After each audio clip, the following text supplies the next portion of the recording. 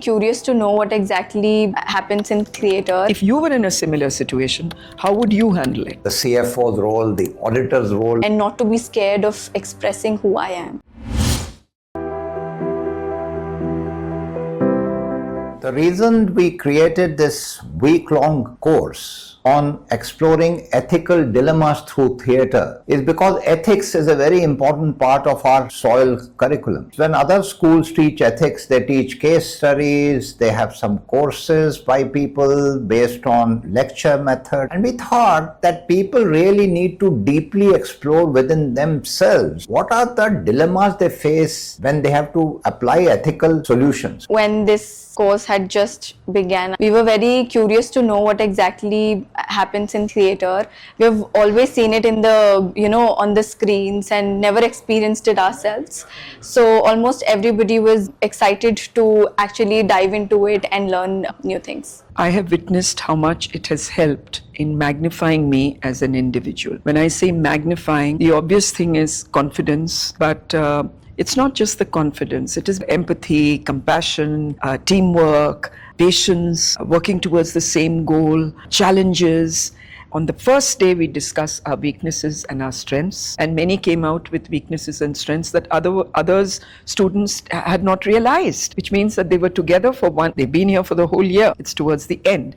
But they said, we didn't know this about this one. We didn't know this about that one, So from the word go, you offer them a place of honesty. Theatre and acting is not just about you expressing your emotions or just about storytelling. Definitely it plays a very important role, but in the story itself there are various dilemmas where you're supposed to take decisions. So decision making is a very important thing in theatre. In the capsule that they take, which is from a case study at the Harvard Business School, I actually tell them, break them up into these modules of 6 kids, 7 kids, 8 here, 9 students here, and tell them, if you were in a similar situation, how would you handle it? For example, in the very first year, we used Satyam as a case study. We made students play the role of Ramlinga Raju, the founder and chairman, the CFO's role, the auditor's role, and they all understood what really made them fudge their balance sheet. And they understood that, people sometimes cross the line because they are not receiving proper guidance from what their own values are. I think I learned a bunch of things.